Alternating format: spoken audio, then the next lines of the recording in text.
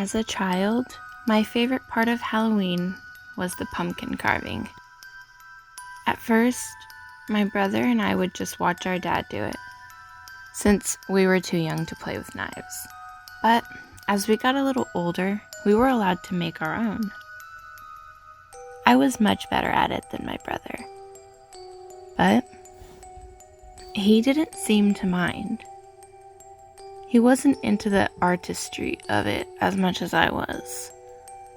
I loved it so much that our dad would take me back to the pumpkin fields every few days so I could continue creating my masterpieces. Everyone loved my pumpkins. The neighbors would always say how talented I was to craft such expressive faces. My dad started calling me his little Carver. I even started carving pumpkins for people in the neighborhood. Pretty soon, everyone had one of my famous pumpkins on their front stoop. I remember my dad bragging to one of the neighbors that I could probably carve a pumpkin in my sleep. The Halloween after I turned 12, I got the most candy of any previous year. People gave me extra as a way of saying thank you for the pumpkins. There was so much that I gave some to my brother, which I normally wouldn't do. He gave me a big hug and said he loved me. So I smacked him and called him an idiot. We ate so much candy that we went to bed with stomach aches. That night,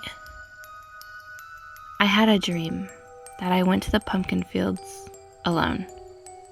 It was dark, and all I could see in every direction were pumpkins of all shapes and sizes.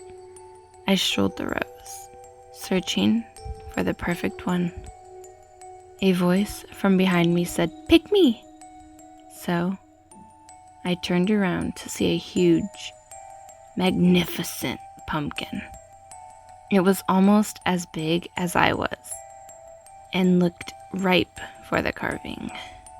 A knife appeared in my hand, and I went to work, stabbing and slicing as inspiration took over. When I was finished, it was the greatest creation of my young life.